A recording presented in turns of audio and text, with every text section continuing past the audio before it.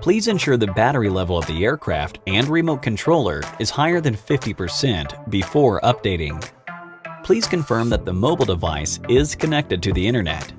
Connect the remote controller to the mobile device and power on the remote controller and aircraft.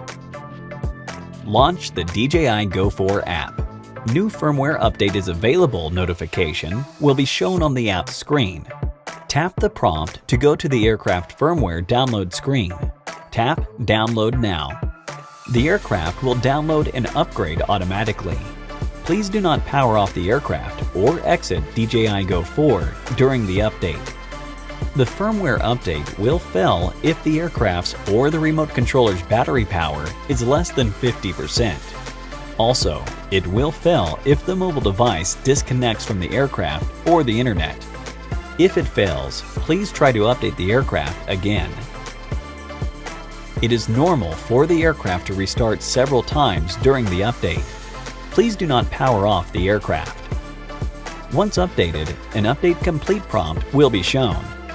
If you have several batteries, you need to plug them into the aircraft one by one to update them.